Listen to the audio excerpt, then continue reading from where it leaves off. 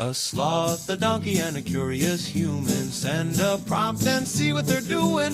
One hits record with a question on his mind. Two brothers pick it up, see what they find. Corn takes his time, Herman's got the facts. Back and forth, they never hold back. My weird prompts, come on in, that's where we begin. My weird prompts, glad you're here. This episode was generated using artificial intelligence. Please verify facts. Imagine you are standing on the tarmac at Al Udeid Air Base in Qatar. It is high noon. The heat is shimmering off the concrete in thick, oily waves, and you see two aircraft taxiing toward the runway. One is an F-35 Lightning II, the pinnacle of fifth-generation stealth technology. It looks like something pulled from a classified skunkworks project in the mid-21st century. All jagged edges, internal weapons bays, and that matte gray radar-absorbent skin that seems to swallow the desert light. Right behind it, waiting its turn in the queue, is a KC-135 Stratotanker. It is a massive, four-engine refueling plane that looks like a relic from the mid-20th century because, quite literally, it is. The F-35 is a technological marvel of the 2020s, but it cannot perform its mission. It cannot even reach its target without being fed fuel by a plane that first flew during the Eisenhower administration. Herman Poppleberry here, and that visual paradox is exactly what our housemate Daniel was asking about in his prompt this week. It is a contrast that defines modern military power. You have the most advanced sensors, data links, and weapon systems in human history, but they are often carried by or supported by airframes that are literally old enough to collect Social Security. The KC-13-5 first flew in 1956. Think about that for a second. We are talking about a 70-year-old design that remains the backbone of global power projection. It is the invisible scaffolding of the sky. It really is the ship of Theseus, problem brought to life at 30,000 feet. If you replace the engines, the wings, the avionics, the landing gear, and the wiring over several decades, is it still the same 1956 airplane? And more importantly, why do we keep doing it? Why aren't we building thousands of brand new tankers and heavy lift platforms instead of performing surgical life support on these old bones? That is the big question. Today, we are going to dive into the technical, economic, and strategic reasons why air forces around the world are choosing to manage technical debt rather than clearing the slate. We are going to look at the engineering of fatigue, the rise of the digital twin, and how we have reached a point where an airframe is essentially just a long-term host for a rapidly evolving software suite. It is a fascinating intersection of metallurgy and computer science. We often think of technology as a linear progression, where the new replaces the old. But in military aviation, it is more like an archaeological dig, where the newest layers are built directly on top of the old foundations. So, Herman, let us start with the basics. When we talk about these aging airframes, what is the fundamental difference between the plane as a vehicle and the plane as a weapon system? That is the crucial distinction that most people miss. In the aerospace industry, we talk about the split between the airframe and the mission system. Think of the airframe as a pressure vessel. Its job is to take off, fly to a destination, withstand the structural loads of flight, and land safely. For a tanker or a transport plane, those requirements have not actually changed that much in 50 or 60 years. Aerodynamics at subsonic speeds is a relatively mature science. A wing shape that was efficient for a long-range cruise in 1960 is still mostly efficient today. The physics of lift and drag at Mach 0.8 haven't changed.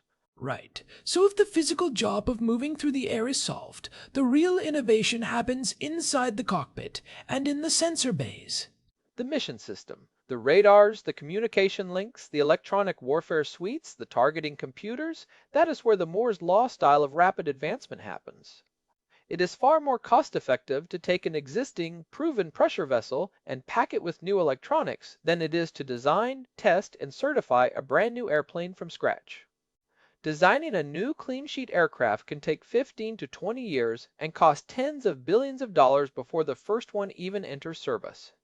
You have to deal with wind tunnel testing, flutter analysis, and a massive regulatory hurdle for flight safety.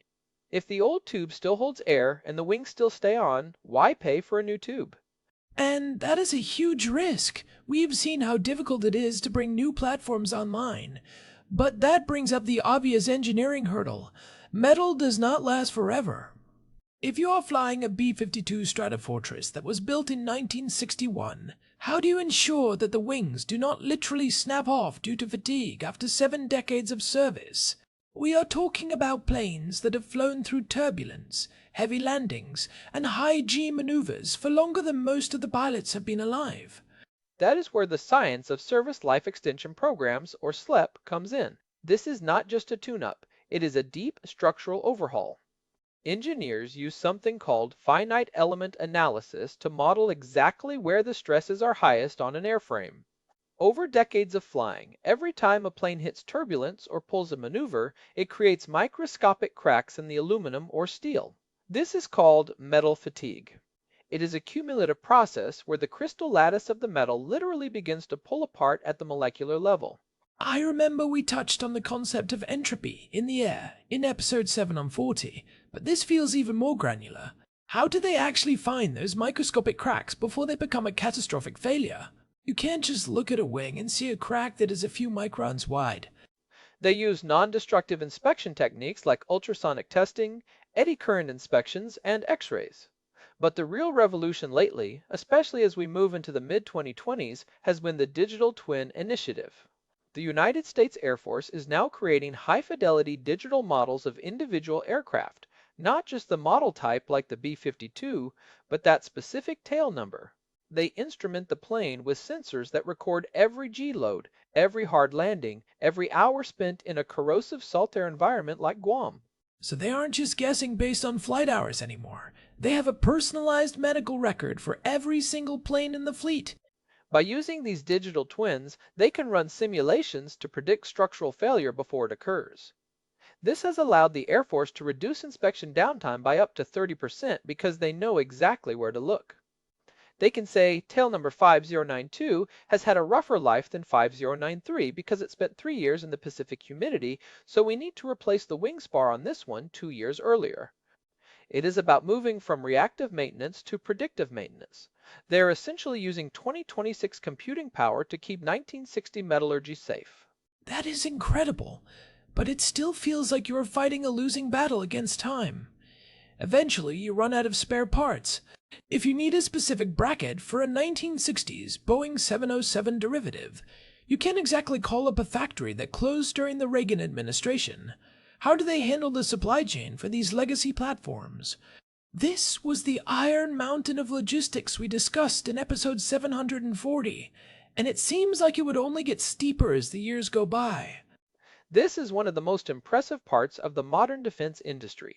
We are seeing a massive shift toward additive manufacturing, or what most people call 3D printing. But we are not talking about plastic trinkets. We are talking about metal powder bed fusion.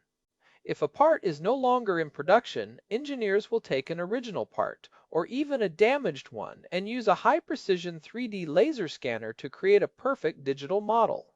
Then, they print a new one out of aerospace-grade titanium or high-strength steel. They can even improve the part's design during the process, making it lighter or more durable than the original 1950s component. That completely changes the math on technical debt. If you can print the parts you need on demand, the orphan part problem starts to evaporate. You don't need a warehouse full of 50-year-old spares if you have a digital library and a metal printer. It does, but it is still expensive. The cost of maintaining these legacy airframes often exceeds the cost of a new build on a per-hour basis. However, the capital expenditure, the upfront cost of buying a whole new fleet, is so massive that it is often politically and fiscally impossible. It is easier for the Pentagon to ask for $500 million for maintenance and upgrades than $50 billion for a new fleet of tankers. It is the classic trap of the operational budget versus the procurement budget. You are essentially paying a legacy tax to avoid a new build shock. Let us talk about the B-52. That is the poster child for this. It is slated to fly until the 2050s. By then, we will have pilots flying the same tail numbers that their grandfathers, and potentially great-grandfathers, flew.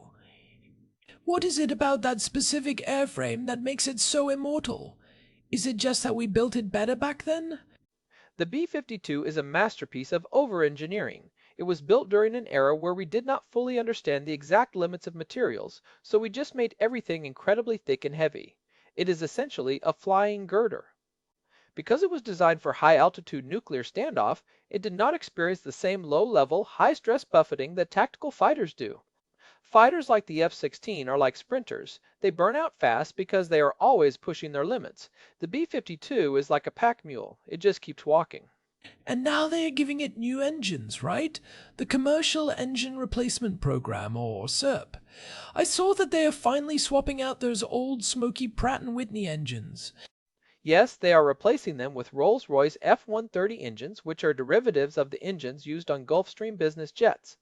This will increase fuel efficiency by 30% and drastically reduce the maintenance footprint. When you combine those new engines with a new radar from the F-18 and a digital backbone, the B-52 becomes a completely different animal. It is no longer a bomber in the traditional sense. It is a long-range, high-capacity missile truck. It can sit outside of enemy air defenses and launch dozens of cruise missiles. The airframe is just the delivery mechanism. So it is essentially a platform as a service.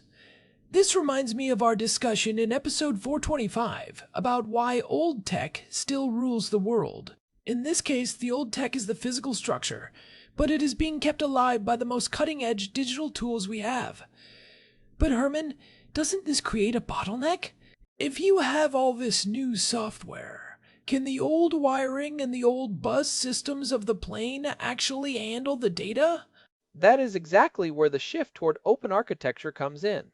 In the past, if you wanted to upgrade a plane's computer, you had to go back to the original manufacturer because the software was proprietary and tightly coupled with the hardware. It was a nightmare of vendor lock-in. Now, the military is demanding systems where the flight controls, the stuff that keeps the plane in the air, are decoupled from the mission computers. They call it the Universal Command and Control Interface, or UCI. Like an operating system on a phone? You can update the apps or even the OS without having to change the screen or the battery. Precisely. This modularity is what allows an old airframe like the E-3 Sentry, which we discussed in episode 812, to remain somewhat relevant, though, as we know, the E-3 is finally reaching its breaking point. The E-3 is based on the Boeing 707 airframe, just like the KC-135. But the E-3 fleet has been struggling with availability. It is one thing to keep a tanker flying. A tanker is basically a flying gas tank with a straw. But the AWACS, the Airborne Warning and Control System, is a much more complex beast. Right, the E3 has that giant rotating radar dome. Why is the transition to the E7 Wedgetail happening now after all these years of trying to patch up the E3? Because the E-3 has finally hit a wall where the logistics of the airframe and the limitations of the old rotating radar are no longer sustainable. The E7 is based on the Boeing 737, which is a much newer airframe with a massive global parts supply chain. Every major airport in the world has mechanics and parts for a 737. You can't say that for a 707 anymore. If an E-3 breaks down in a remote part of the world, you have to fly in a specialized team and specialized parts. If an E7 breaks, you can almost certainly find a commercial mechanic who knows the engines. That is a huge factor. The Iron Mountain of logistics becomes much smaller when your military plane shares 90% of its DNA with a common commercial airliner. But even then, we see the challenges. Look at the KC-46 Pegasus, which is the replacement for the KC-135. It is based on the Boeing 767. On paper, it is a massive upgrade, but it has been plagued by technical issues, particularly with its remote vision system.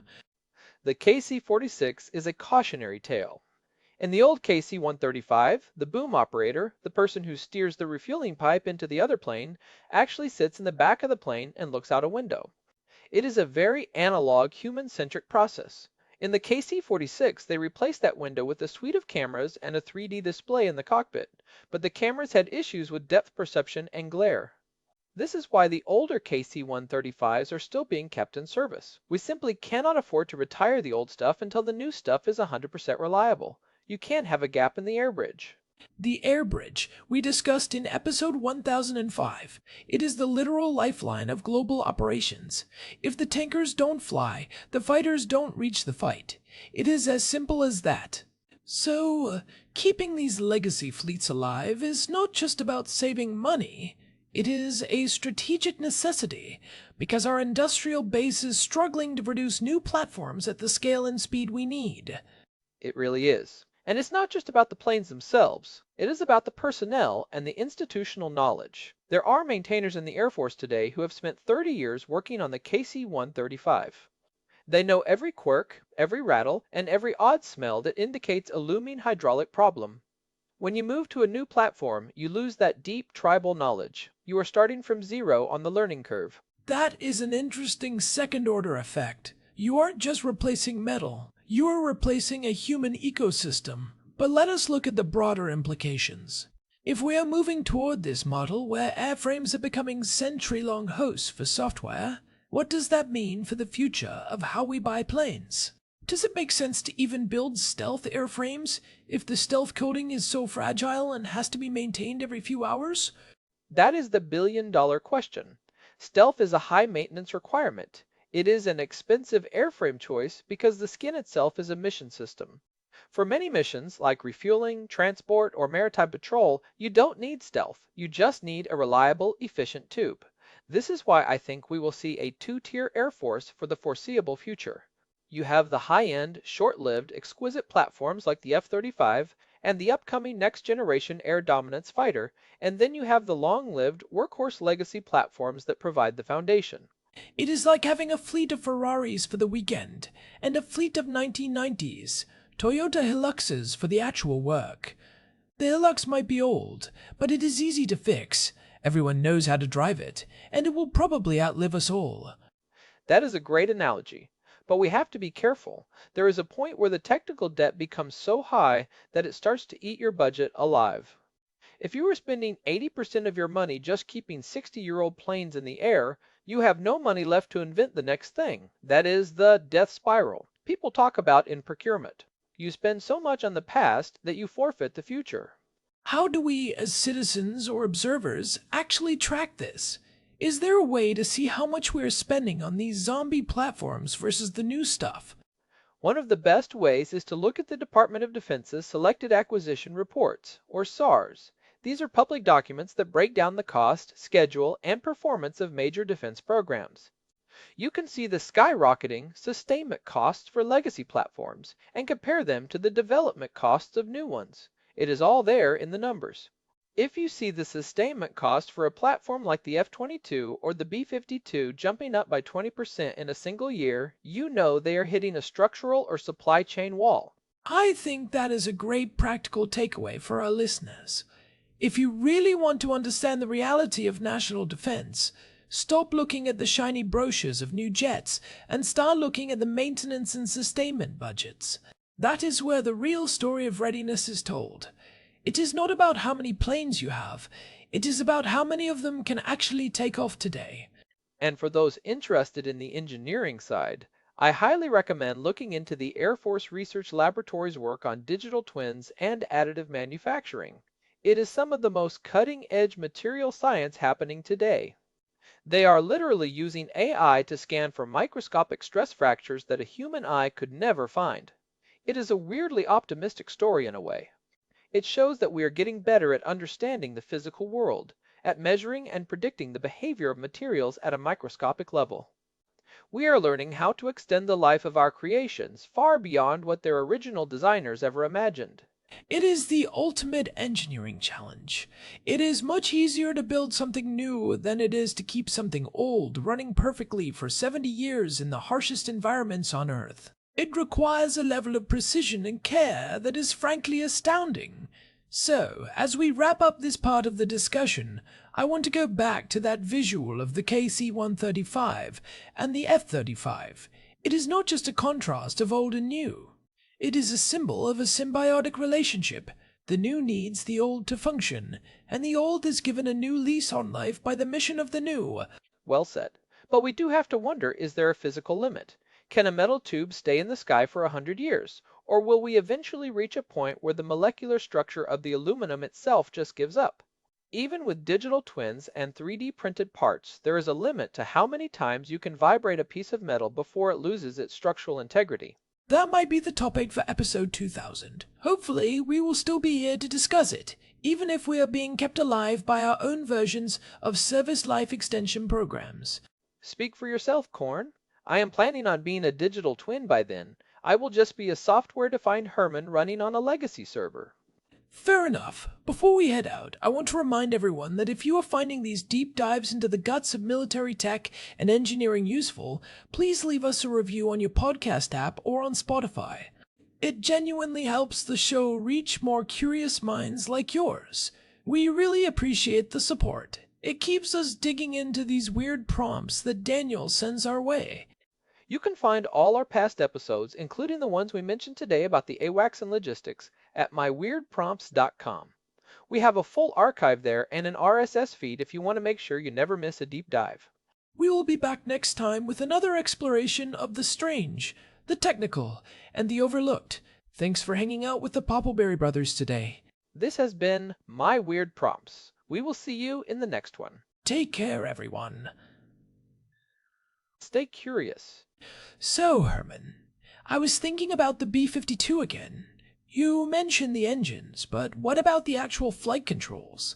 Are they still using cables and pulleys to move those massive control surfaces? It is a mix, actually. A lot of the primary flight controls on those older birds are still mechanical or hydromechanical. They have added layers of electronic augmentation, but at its core, you still have a physical connection between the pilot and the wings. It is one of the reasons pilots love flying them. They say you can feel the airplane in a way you can't with a modern fly-by-wire system like the F-35. In an F-35, the pilot is essentially giving suggestions to a computer, and the computer decides how to move the flaps. In a B-52, you are wrestling with the air itself. That has to be exhausting on a long-range mission. Imagine wrestling with a 1950s bomber for 20 hours straight over the Pacific. Oh, it is. That is why the ergonomics upgrades are just as important as the radars. They are putting in better seats, better climate control, and modern digital displays to reduce the cognitive load on the crew. It is all part of making the old bones livable for a modern generation of airmen who grew up with iPads, not slide rules. It is like renovating a classic Victorian house. You keep the beautiful exterior and the solid frame, but you definitely want modern plumbing and high-speed internet inside. And just like a house renovation, it always takes twice as long and costs 3 times as much as you planned. But in the end, you have something with character and capability that you just can't get from a modern prefab. That character comes with a lot of stories, too. Every one of those planes has decades of history baked into its skin. And that is something no digital twin can ever fully capture. The history of where that specific tail number has been and what it has seen. True. All right, I think we have truly exhausted the ship of Theseus at 30,000 feet for today. For today at least. Until the next upgrade cycle. Until then. Bye everyone. See ya. One last thing. Corn, did you know the KC-135 was actually developed alongside the Boeing 707, but they aren't exactly the same? The tanker version has a narrower fuselage and uses different aluminum alloys to handle the weight of the fuel. I did not know that. So even the commercial derivative wasn't a straight copy. It was specialized from the start. Nope. The military requirements for fuel weight and structural rigidity meant they had to tweak the design from day one. It was born to be a workhorse. And a workhorse it remains. All right, now we are really done. Agreed. Catch you later. This has been My Weird Prompts. Thanks for listening.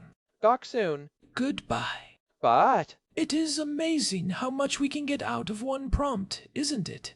that is the beauty of the system, Corn. There is always more to find if you look deep enough into the metallurgy. I agree. See you back at the house. I will bring the technical manuals. And I will bring the coffee. What? All right, let us wrap this up. Done. Peace. Cheaters. Wait, I just thought of one more thing. The environmental impact of keeping these old planes. Is it actually better than building new ones? That is a complex calculation. The carbon footprint of manufacturing a new airplane from scratch is massive. If you can keep an old one flying with more efficient engines, you might actually come out ahead over a 50-year life cycle. It is the ultimate form of recycling. I like that. The B-52 is a green initiative. Only you would see it that way, Corn. Hey, I try to look for the silver lining. Well, the silver lining on a B-52 is usually just unpainted aluminum. Touché. All right, for real this time. We are out. Goodbye. See ya. Herman, wait. The word count. We're good, Corn. We've covered the engineering, the economics, and the strategy. Fact. Let's go. Signing off. My weird prompts, out. One more time for the people in the back. My weird prompts. There it is. Goodbye. Bye. Seriously, stop talking. You first. Okay, 3, 2, 1. Still talking. I know. It's a problem. We're brothers. It's what we do. Oh, true. All right, let's go get that coffee. Lead the way. To the kitchen. And the research papers. Of course. Bye. Wow. Herman Poppleberry signing off. And Corn Poppleberry. The Poppleberry brothers. In Jerusalem. At home. With Daniel. Who is probably wondering why we're still talking. Most likely. Okay, now we're actually done. Definitely. Peace. Well, Airplanes. lots of airplanes. Old ones. And new ones. Together. Forever. Or at least until 2050. Right? 2050. See ya. Bye. This episode was generated using Gemini Flash 3. Text-to-speech engine was Chatterbox. Thanks for listening to our show, my weird prompts, where our thoughts go from slow takes to facts on cue. We change and follow through. My weird prompts, that's the close from sloth